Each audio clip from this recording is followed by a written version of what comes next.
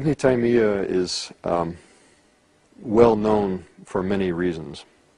Let me start with the security reasons. He is quoted as an authority by Osama bin Laden, and that tends to get people's interest immediately. And then he's also famous for having written a large work on Shiism, which is feeding into a lot of Sunni Shia polemics today. He was himself a Sunni. He lived most of his life in Damascus, and there were Shia-Sunni tensions in Damascus at that time.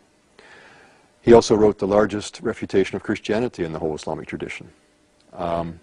He's written a refutation of Aristotelian logic, and coming out of this, he's quite a modern figure, actually, in terms of his epistemology and the way in which he approaches texts and so on. He's written a very huge work arguing that the revelation of Islam agrees with reason, so the agreement of revelation and reason. He's talked about Sufism and the spirituality of Islam, and he is well known for his critique of saint worship, shrine worship, or the shrine cult. So he covers all kinds of things, and there are different groups of Muslims and non-Muslims today who have taken interest in his work on any one of these counts and gotten quite into his thought. But he has something to say about a lot of different things. He stands about midway between the beginning of Islam and the present day. He lived in the late 1200s, early 1300s. He died in 1328. So standing at that juncture, halfway between the beginning and the present of the Islamic tradition, and then having captured the interest of so many people today, that makes him a very fascinating figure to study. So, in other words, here is someone who in Islam is as significant in the range of his work as Augustine or Aquinas is in the Christian tradition. Or even more so. I like to say sometimes, you know, if you walk the streets of Cairo, you can find Ibn Taymiyyah's works, or especially the works of his disciple Ibn Qayyim al-Jawziyya, who writes a bit more poetically and more beautifully. You find them in almost any Islamic bookshop, where you're not going to find Augustine and Aquinas in any bookshop in the UK. Yes, unfortunately.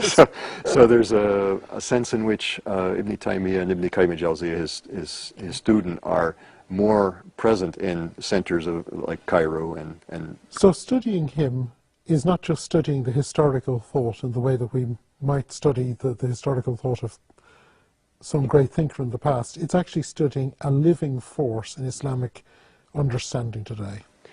Yes, studying Ibn Taymiyyah is indeed studying a living force in the Islamic tradition. To what extent is Ibn Taymiyyah today? We spoke earlier about him being a living force. Mm-hmm. What would you say is the most salient of his thoughts that is active today? He really believed firmly that the religion of Islam was rational and agreed with reason, and he worked hard to show that. So he's an apologist, and I think that connects very closely with what many modern Muslims, not all modern Muslims, but many modern Muslims are seeking, is a rationalization and an attempt to explain the Quran and the tradition of the Prophet Muhammad in a way which makes sense. He's trying to make that make sense. It's reasonable. Okay. We have tried in this short film to introduce the thought of a great thinker. I hope you found it interesting, and I hope that it has helped you to discover more and whet your appetite to study even more. John, it's been great having you. Thank you. Thank you for watching. And from the Department of Theology and Religious Studies here in the University of Nottingham, goodbye.